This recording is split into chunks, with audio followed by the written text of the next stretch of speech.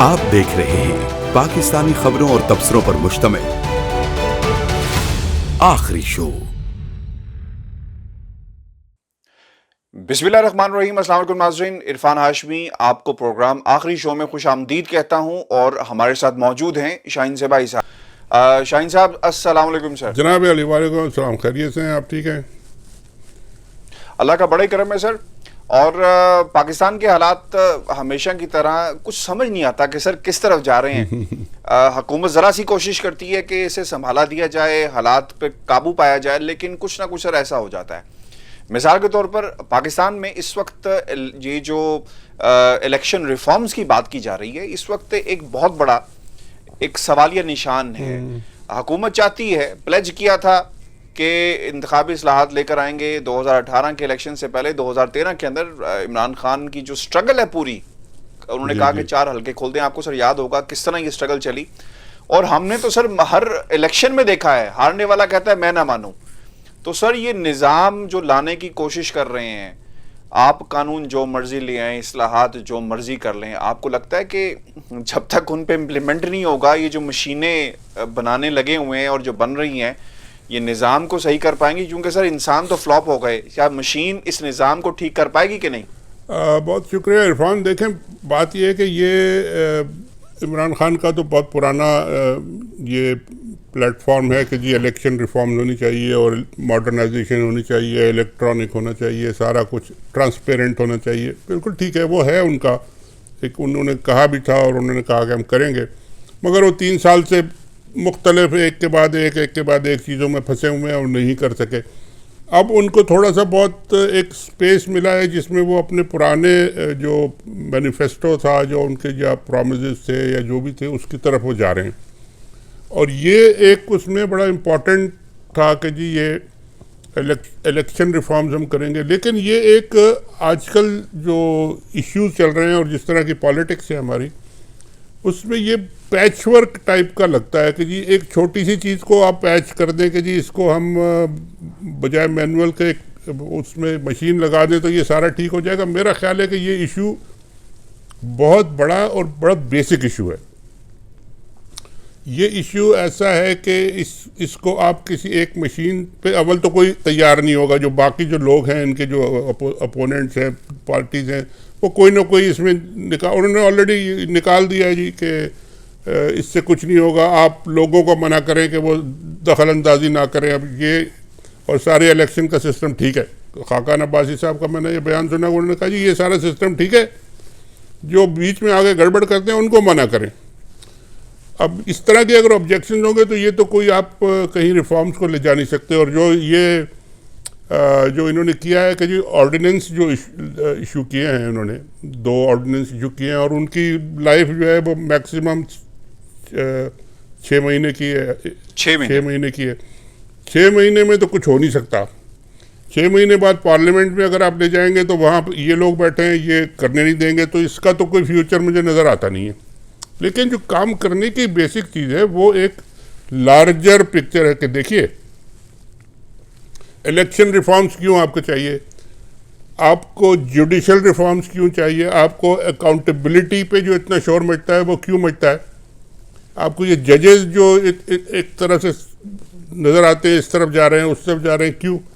इन सब की बेसिक जो मसला है वो ये है कि इन सब की अपॉइंटमेंट्स और इन सब का जो तरीक़ाकार है लाने का, वो पोलिटिसाइज्ड है। और उसको आप डीप पोलिटिसाइज करके, और जब तक उसको आप ऐसा नहीं बनाएंगे कि सबका उस पर ट्रस्ट हो और उसमें कोई ऑब्जेक्शन रेज करने की पोजीशन में ना हो या ना करे, क्योंकि उसको ज़रूरत ना हो, क्या कॉन्फिडेंस हो कि हाँ ये जो भी कर रहा है ठीक कर रहा है, उस वक्त तक आप मैनुअली करें या मशीन से करें या अपॉइंटमेंट से आप जैसे भी करें, 2/3 करें, 1/3 जैसे भी करें, बात बनेगी नहीं और ना बन रही है। इसी तरह अकाउंटेबिलिटी की बात है कि जब सब कहते हैं कि जी वो उनकी तरफ है, वो क्या गठजोड़ है, नैब उनका गठजोड़ बना हुआ है, वो कहते हैं कि जो पुराने वाले जो नैब के थे वो उनके साथ थे, उन्होंने कुछ नहीं किया। ये जो बेसिक जो इशू है वो ये है कि जी इन सारे नेशनल इंस्टीट्यूशंस जो हैं, इदारे जो हैं, इनको शफाफियत लाने के लिए इनमें जो अपॉइंटमेंट्स हैं, इनको जो लोग रन कर रहे हैं, उसके ऊपर एक एग्रीमेंट चाहिए और सारे स्टेक होल्डर्स का चाहिए। यानी उसमें आप पॉलिटिशियंस, पार्लियामेंट के लोग भी आए, उसमें आपके अदलिया के लोग भी आए, उसमें आपके इस्टेब्लिशमेंट के लोग भी आए, ताकि वो उसको इंश्योर कर सकें कि वो कंटिन्यूटी रहे। तो वो एक आप कोशिश करें कि जी एक लार्जर बड़ा एक फॉर्मेट उसका कोई बनाए, उसमें ये सारे इश्यूज लेके आएँ और कहें कि जी ठीक है, अब हम जिस तरह भी ये लोगों को हम अपॉइंट करेंगे, इस पे सबका कॉन्फिडेंस होगा और फिर वो जो कुछ करें, चाहे वो मशीनें लाएं या ना लाएं या जो भी करें। होता क्या है, होता यही है कि जी आपने एक इलेक्शन कराया, उसमें प्रेजाइडिंग ऑफिसर गायब हो गए 3 घंटे के लिए और सारा इलेक्शन जो है वो उलट पुलट हो गया। तो ये तो आप रोक नहीं सकते। वो मशीन लेके अगर कोई गायब हो गया आपका प्रेजाइडिंग ऑफिसर, तो फिर आप क्या करेंगे? और मशीन के ऊपर कोई नून लीग वाला खड़ा हुआ, कोई एस्टेब्लिशमेंट का खड़ा हुआ, कोई पीपल्स पार्टी का खड़ा हुआ, तो सब फिर क्या होगा? वो जाहिर है, देखिए अगर ट्रस्ट नहीं है आपको और जो काम करने वाले हैं उन पे आप यकीन नहीं रखते, तो वो तो आप जीत गए तो अच्छा वाह वाह, हार गए तो नहीं जी गलत हो गया। तो ये तो इस इशू को मशीन तो नहीं ठीक कर सकती। मशीन क्या उसको डंडा मारेगी निकाल के कि चुप मैं ठीक काम कर रही हूँ? इस तरह नहीं होगा। कि यानी लार्जर इशू ये है कि ऐसी रिफॉर्म चाहिए जिसमें ये सब लोग इन्वॉल्व हों। अब एक बड़ा 10-12 लोगों का आप एक बॉडी बना लें, जिसमें आपके चीफ जस्टिस आ जाएं 4-5, जिसमें आपके जो पॉलिटिकल लीडर्स हैं 4-5, जो चीफ मिनिस्टर्स हैं, प्राइम मिनिस्टर हैं, वो आ जाएं।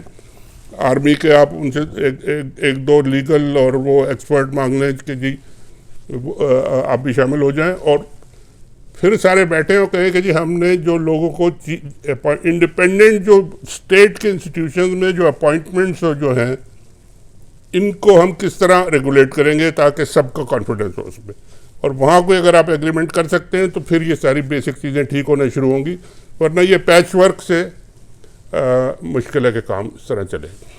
आपने शाहीन साहब ये जो बात की है कि रिप्रेजेंटेशन हो, चीफ जस्टिस और बाकी लोगों को ले लें, मसला तो सर यहाँ पर ये है कि ये जो हमने पहले भी बात की थी कि छोटे छोटे पौधे इन्होंने लगाए हैं और कहीं ना कहीं इन सियासी जमातों की एफिलिएशन इतनी स्ट्रांग है। सिंध के अंदर आप इन लोगों को नौकरियां दी, आप नौकरी की बुनियाद के ऊपर वफादारियां खरीदते हैं। पीपल्स पार्टी का तरीकाकार यही है। वहाँ पे जो कुछ भी होता है, हमने ये जो इंसिडेंट असिस्टेंट कमिश्नर का पंजाब के अंदर देखा, यहाँ भी इसी तरह ही है कि ब्यूरोक्रेसी इतनी साथ जुड़ी हुई है। तो ये जितने लोग हैं, चाहे वो जज हों चाहे कोई और हो, इनकी वफादारियां सियासी जमातों के साथ लगी हुई हैं। तो फिर निज़ाम कैसे सही होगा? मसला तो सर वफादारियों का है, चाहे मशीन लाएं चाहे इंसान लाएं, मसला तो इंसानों का है। यही मैं कह रहा हूँ। देखिए पहले पुराना सिस्टम जो है, मैं एक हमारे बड़े अच्छे दोस्त हैं, वो ग्रेड 22 के वो सेक्रेटरी भी रह सके हैं, बड़े अच्छी पोजीशन पे रहे हैं, वो पहले जज भी रह चुके हैं। तो उनसे एक दिन मेरी अभी हाल ही में बात हो रही थी, तो उनका ये कहना था कि देखिए ये पहले जो जजेस की अपॉइंटमेंट होती थी, इसका तरीका बिल्कुल वही था जैसे CSP ऑफिसर्स का तरीका है। CSS आप क्लियर करते थे और there was a judicial branch, उसमें आपने वकालत भी करनी होती थी कि वकील भी हों आप, और जुडिशियल ब्रांच में आप जाएंगे तो फिर then you go into the judicial branch, और फिर वहाँ से आप जजेस बनेंगे और हाई कोर्ट और फिर ऊपर जाएंगे। और उसमें बड़े अच्छे अच्छे लोग आते थे, जितने बड़े बड़े आपके मशहूर चीफ जस्टिस और जजेस आए वो सब उस तरीके से आए। वो फिर उन्होंने ख़त्म कर दिया। अब उन्होंने डायरेक्ट अपॉइंटमेंट शुरू कर दिए। वकीलों का एक कोटा हो गया, तो पॉलिटिकल पार्टीज़ का एक कोटा हो गया, तो ये कोटा की बेसिस पे तो ये काम नहीं चलता। और जाहिर है जब किसी ने लगाया है तो उन्होंने अब उसका वो पे बैक भी करना है, जो जज होगा या जो भी इलेक्शन कमिश्नर होगा या अकाउंटेबिलिटी का ऑफिसर होगा जो होगा। तो ये बेसिक चीज़ जो है ना, इसको ठीक करने की ज़रूरत है कि आपका ग्राउंड बेस ठीक हो। अपॉइंटमेंट जो है वो न्यूट्रल बेसिस पे होनी चाहिए, किसी की वफादारी की वजह से नहीं होनी चाहिए। और जब मेरिट पे आदमी आएगा तो फिर वो कभी किसी एक को या दूसरे को वो फेवर भी नहीं करेगा, क्योंकि वो समझेगा कि जी मैं अपनी जोर पे मेरिट पे आया हूँ। तो बिल्कुल सही है। तो ये बुनियादी सवाल है। एक सवाल हो रहा है शाहीन साहब, एक सवाल हो रहा है इसी से रिलेटेड कि मशीन जो हम कहते हैं ना कि बैलेट पेपर चोरी हो गए या शामिल कर दिए गए, तो मशीन में सर कम से कम ऐसा तो रोल नहीं होगा ना, पता होगा कि मशीन के अंदर जो वोट डाला गया है, क्योंकि आप अमेरिका में भी आपने देखा है वहाँ पे लोग वोट कैसे कास्ट करते हैं। डोनाल्ड ट्रंप ने इल्जामात भी लगाए लेकिन कुछ नहीं हो सका, तो ये कम से कम बेहतर होगा पर्ची सिस्टम से, बैलेट पेपर वो से। तो जाहिर है बेहतर तो है, बिल्कुल ठीक है, और वो बेहतर होगा, और वो मशीन की काउंटिंग भी सही होगी, और वो आप उसको दोबारा भी काउंट कर सकते हैं। उसमें मैनुअली भी आता है कि आपका एक पर्चा निकल के वोट की कॉपी भी आ जाती है, वो कॉपी पूरी जमा भी हो जाती है, उसको जब आप चाहें उसको आप दोबारा मैनुअली काउंट कर लें। वो तो सिस्टम तो बेहतर है। ये मशीन है क्या जी, आप सीधी सीधी बात है, ये कैलकुलेटर है, कोई इतना बड़ा साइंस नहीं है, कोई रॉकेट साइंस नहीं लगा रहे आप। ये आप सिर्फ एक कैलकुलेटर लगा रहे हैं, जो आपने कागज डाले हैं वो उनको गिनता रहे कि जी काले डॉट कितने थे और सफ़ेद डॉट कितने थे, बस। That is all the voting machine is. और उसको अगर आप इतना पोलिटिसाइज करके, इतना कॉम्प्लिकेट करके, और उसको आप कहें कि जी ये पीपल्स पार्टी वालों के लाया, ये फलाने लाए, तो वो नहीं चलेगा। ये बेसिकली तो बिल्कुल ठीक है, आप हर चीज़ अगर इलेक्ट्रॉनिकली करते हैं तो वो भी आप इलेक्ट्रॉनिकली करें, मगर नीयत होनी चाहिए ना जी, नीयत होनी चाहिए, नीयत होनी चाहिए। अब तक इमरान खान साहब की नीयत हमारे सामने है, वो चाहते हैं कि ये सब कुछ हो, और इस हवाले से उन्हें इसका डेमो भी दिया गया मशीन का, और अब ये डेमो अपोजिशन की जमातों को दिया जाएगा। लेकिन सर एक सवाल इसमें बड़ा इंपॉर्टेंट है, इमरान खान साहब की सपोर्ट ओवरसीज पाकिस्तानी है, ये इसमें कोई शक नहीं है। ओवरसीज पाकिस्तानी 90 लाख के करीब पूरी दुनिया के अंदर मौजूद हैं, और जो अपोजिशन की जमातें हैं, नून लीग खास तौर पे, पीपल्स पार्टी खास तौर पे चाहती ही नहीं है कि ये किसी तरह ओवरसीज को हक मिल सके, क्योंकि सर 90 लाख वोटर अगर मिलेगा तो वो तो सारा ये एक अलग इशू है। ये वोटिंग सिस्टम जो है ना आपका, इसको तो मैं कहता हूँ ये इलेक्ट्रॉनिक वोटिंग नहीं कहना चाहिए, इसको ये इलेक्ट्रॉनिक काउंटिंग कहना चाहिए वोट्स की, जो कि अमेरिका में भी है। आप हाथ से उसको फिल करते हैं और फिर वो मशीन काउंट कर लेती है, तो काउंटिंग उसको कहना चाहिए। ये एक अलग चीज़ है। To give the right of vote to overseas, वो एक बिल्कुल टोटली डिफरेंट चीज़ है। वो आप इस पे मुखालफत कर रही है ना सर, नून लीग भी कर रही है, पीपल्स पार्टी भी कर रही है। नहीं सर, दुनिया भर के हर सिटीजन्स को वोटिंग राइट्स ये मिले हैं, और ये मिलेंगे। अब मुखालफत कर लें, अगर अभी उनको पास अगर इतनी पावर है पॉलिटिकल और से है उनकी, तो रोक देंगे शायद। कब तक रोकेंगे ये रोका नहीं जा सकता, क्योंकि ये एक बहुत इम्पॉर्टेंट इशू है। और दूसरा पाकिस्तान के लिए इम्पॉर्टेंट इसलिए है कि यही लोग आपकी इकॉनमी की बैकबोन है। इस वक्त आपके पास और कुछ नहीं है इकोनॉमी में, सिवाय इनके ये 20-25 बिलियन डॉलर जो रेमिटेंस आता है, फ्री में आता है। आप जरा सोच लें कि अगर आपको 20 बिलियन डॉलर इंडस्ट्री में या एक्सपोर्ट्स में कमाना हो, तो उसमें आपको कितना खर्च करना पड़ेगा, कितने उस पर इन्वेस्टमेंट करनी पड़ेगी, क्या क्या करना पड़ेगा, और फिर वो 20 बिलियन डॉलर आएगा। और ह्यूज अमाउंट है। ये फ्री में आता है आपको, मुफ्त में, कुछ नहीं करना पड़ता आपको। तो ये इनको आप इग्नोर नहीं कर सकते, और ये तो आपको करना पड़ेगा, चाहे वो माने या ना माने। मगर इसका एक सिस्टम उन्होंने, फिर बात वही है कि सिस्टम बनाने के लिए आपको एक ऐसी ट्रांसपेरेंट और ऑब्जेक्टिव न्यूट्रल बॉडी बनानी पड़ेगी जिस पे सबका ट्रस्ट हो, सब उसको माने, और फिर वो एक सिस्टम बना दे। और दुनिया भर के लोग अमेरिका में हर जगह यहाँ एम्बेसीज में आते हैं, वोट देते हैं, और चलता है, कोई कभी शोर नहीं मचता। पाकिस्तान क्यों नहीं कर सकता? ये जो अच्छा काम है पाकिस्तान कर सकता है, करना नहीं चाहते, नीयत नहीं, असल में बात ये है। तो नीयत इनको बनानी पड़ेगी इस पे।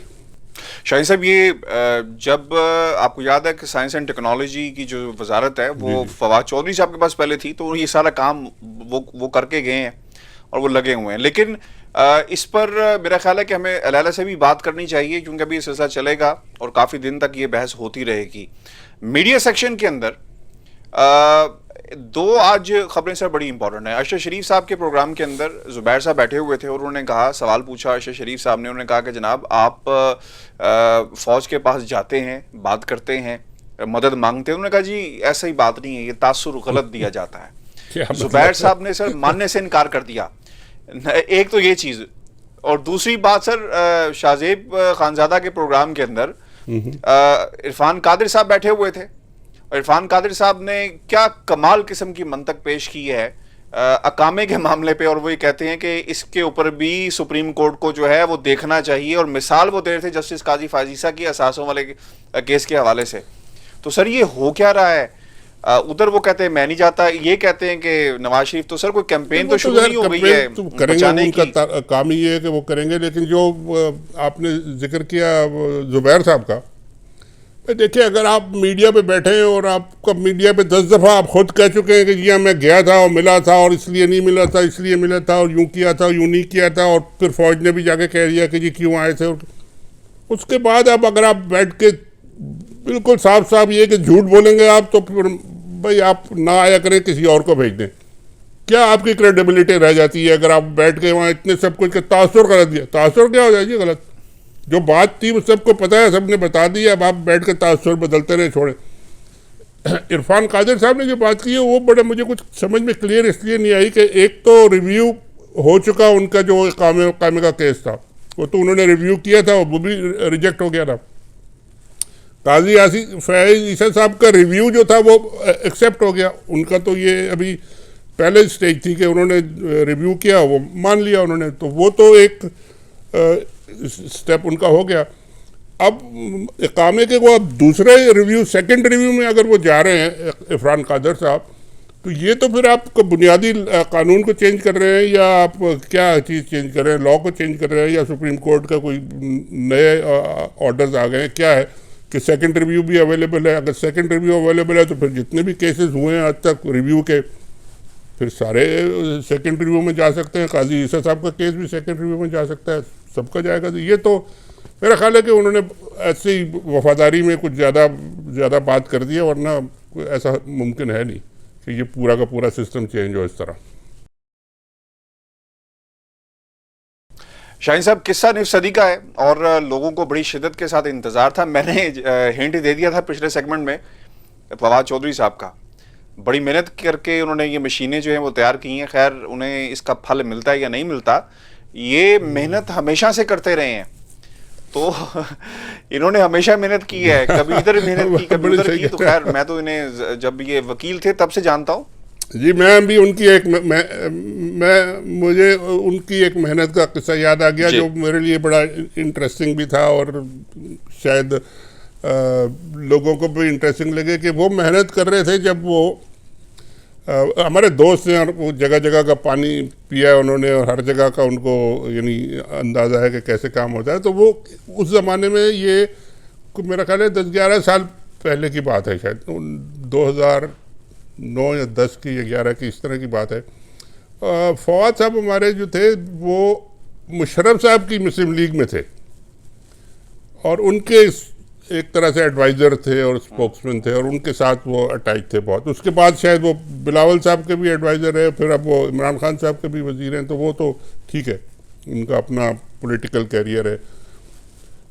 जब वो मुशर्रफ साहब के एडवाइज़र थे तो वो बड़ा मज़ा आया कि उन्होंने पूरी कोशिश की अपनी, जैसे आप कह रहे थे कि बड़ी वो हर तरफ पूरी कोशिश करते, उन्होंने पूरी कोशिश की कि मेरी मुशर्रफ साहब से मुलाकात हो जाए, क्योंकि मुशर्रफ साहब तो उस वक्त तक निकल चुके थे, वो पाकिस्तान से भी जा चुके थे और वो बाहर थे, और वो फिर अब वो सारा का सारा उनका जो अदालत का किस्सा था वो ख़त्म हो गया था और छोड़ दिया था उनको लोगों ने।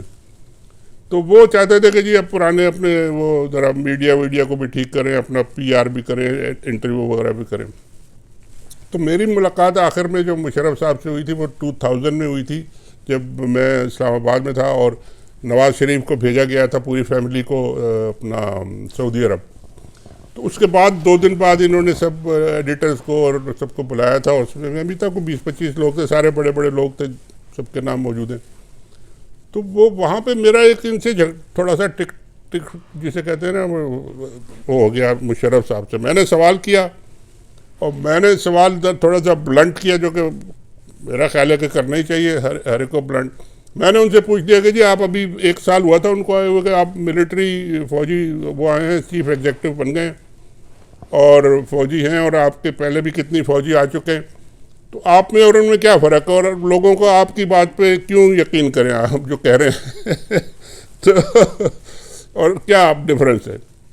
उन्हें वो सवाल अच्छा नहीं लगा, उन्होंने वो इग्नोर कर दिया, और मेरे साथ कुछ शायद निज़ामी साहब बैठे थे या अपने नजम सेठी बैठे थे या कोई और बैठे थे, उनसे कहा कि जी हाँ बताएं आपका, उन्होंने कोई सवाल किया तो उन्होंने जवाब देना शुरू कर दिया। मैंने कहा ठीक है, अच्छा नहीं हुआ तो नहीं हुआ। खैर वो चलता रहा, सिलसिला चलता रहा पूरा घूम के। फिर जब मेरे पास आया तो मैंने कहा जी मैंने आपसे सवाल किया था, आपने जवाब ही नहीं दिया, तो अब मैं आपसे क्या दूसरा सवाल क्या करूं? तो कहने लगे क्या? वो फिर उन्होंने कहा, फिर कहा, मैंने कहा जी आप पे क्यों हम ट्रस्ट करें तो वो फिर ज़्यादा ज़रा थोड़ा सा उनको गुस्सा आया, फिर भी वो पी गए और फिर चले गए वो कहीं और। तो वो मैंने कहा अच्छा नहीं देना जवाब तो नहीं देना, चले। वो घूम फिर के पता नहीं क्या हुआ कि तीसरी दफ़ा भी मुझे मौका मिल गया सवाल करने का। तो मैंने उनकी तरफ देख रहा हूँ, वो मेरी तरफ देख रहे हैं और हम दोनों एक दूसरे को देख रहे हैं। तो जो बोलिए, मैंने कहा जी मैं क्या बोलूँ, मैंने आपसे 2 दफ़ा सवाल किया, आपने जवाब ही नहीं दिया मेरे सवाल का, और आप आगे चले जाते हैं, तो मैं क्यों अब क्या बोलूँ आपसे, मेरा तो सवाल वही है। फिर उनको आया सही गुस्सा, फिर उन्होंने बोलना शुरू किया और 5-6 मिनट तक वो अपनी लगी हुई तकरीर करते रहे। वो मैंने ये किया, मैंने इकॉनमी को ये किया, फलाने को ये किया, मुझे लोगों को यकीन करना चाहिए, और ये करना चाहिए, वो करना चाहिए। तो जब वो 5-6 मिनट गुजर गए तो मैंने कहा जी जनरल साहब, अफसोस आप ये अगर यही बातें आप पहले सवाल के जवाब में बता देते तो मैं 2 सवाल और भी कर लेता, मगर वो अब मेरे ज़ाया हो गए मगर खैर उसके बाद फिर मेरी उनसे मुलाकात कभी नहीं हुई। तो ये जब फवाद साहब जब उनके एडवाइज़र बन गए तो इन्होंने बड़ी कोशिश की, क्योंकि इनके जो ताया थे वो हमारे बड़े दोस्त थे, अल्ताफ़ जो थे, गवर्नर अल्ताफ़ हुसैन जो थे पंजाब के, तो ये भी अक्सर वहाँ बैठते होते, तो हम उनसे अक्सर गप्पे शप्पे लगाते थे। तो इन्होंने कहा जी मैं आपसे उनकी मुलाकात कराता हूँ, और वो मैंने कहा जी मुलाकात एक शर्त पे होगी कि वो अगर घर पे आके और माफ़ी मांगे। वहाँ पे और भी मुशर्रफ साहब हो चुकी थी बीच में हमारे, जी हाँ, मुशर्रफ साहब आके माफ़ी मांगे, इसकी नहीं बल्कि और कुछ मेरे फैमिली के ख़िलाफ़ उन्होंने कुछ केस वेस किए थे, बच्चों को पकड़ लिया था, वो अलग किस्सा है वो। खैर उसका मैंने कहा वो ज़्यादती की थी उन्होंने बच्चों के साथ, और उनको जेलों में डाल दिया और ये किया वो किया, तो मैंने कहा वो गलत किया था। उन्होंने कहा जी ठीक है मैं करता हूँ। उन्होंने बात की और सारा कुछ किया और कहा कि जी वो मुशर्रफ साहब तैयार हैं आने के लिए, और आपका, मैंने कहा जी मैं डिनर उनको करूँगा और घर पे आए, और उन्होंने कहा जी वो आएंगे और चले, वो हो गया उसके बाद वो मुशर्रफ साहब आए, वाशिंगटन आए, और जब यहाँ पहुँच गए तो उनका मैसेज आया कि फवाद साहब का कि जी वो आ गए। तो मैंने कहा जी आ जाएँ, घर ओपन है। करने के नहीं, वो पता नहीं स्टेट डिपार्टमेंट ने बुला लिया, ये किया वो किया, आप आ जाएँ होटल पे उनसे मिलने। मैं कहा जी ये डील नहीं थी हमारी। फवाद साहब को याद होगा, आप मेरा ख्याल है उनको याद आएगा तो वो भी उनसे शेयर करेंगे सर, ये भेजेंगे। मैं कहा जी ये डील नहीं थी हमारी। हाँ बिल्कुल शेयर करें उनसे, और उनसे पूछ, उन्होंने कहा जी हमारी डील ये थी कि वो आएंगे घर पे, तो अगर वो नहीं आ रहे तो फिर चलें, फिर कभी जब मौका मिलेगा फिर कर लेंगे। लेकिन ये कि मैंने तो इंतज़ाम कर दिया था खाने का और पीने का और जो भी हो सकता था, तो आप आ जाएँ। तो ले आए, कर लगे वो, फिर बड़ा मुश्किल हो गया, मैं कहा मुश्किल हो गया तो फिर आइंदा देखेंगे। तो वो बहरहाल नहीं आए। फवाद साहब बेचारे फिर वो खुद भी फिर उनको मुशर्रफ साहब को छोड़ गए और बाकी सब भी रह गया। बहरहाल उनकी वो हिम्मत जो कोशिश जो थी ना वो काम नहीं आई। अल्लाह करे कि उनकी ये इलेक्शन की जो मशीनों की कोशिश जो है ना ये कुछ कामयाब हो जाए वो, तो इंशाल्लाह फिर और भी किससे भी नहीं, बिल्कुल आपने ठीक कहा कि बड़ी कोशिश की उन्होंने कि ये मशीनें जो हैं वो चल जाएं। हमारी भी ये ख्वाहिश है कि जो भी कुछ हो पाकिस्तान के लिए बेहतर हो। मशीन है सर, इंसान है। अगर इंसान अपनी हरकतें सही करेगा तो मशीन भी काम सही करेगी, तो हमें शायद इस पे डिपेंडेंट ना होना पड़े। बेसिक बात वही है कि जी लोगों को आप जरा ठीक कर लें और लोगों को बिठा के समझा दे कि जी आप सब मुल्क के लिए कुछ ये एग्री कर लो, ठीक हो जाए, बाकी चीजें खुद ब खुद ठीक हो जाती हैं। ये हमारा आज का ओके प्रोग्राम था, और अपने कमेंट्स हमें ज़रूर भेजिएगा और चैनल को सब्सक्राइब करना मत भूलिएगा। अगर आपको ये कुछ जो बातें हैं इसमें से पसंद आती हैं तो ज़रूर इन्हें आगे शेयर कीजिएगा। मुझे और शाहीन से भाई साहब को इजाज़त दीजिए। अल्लाह ने के बाद।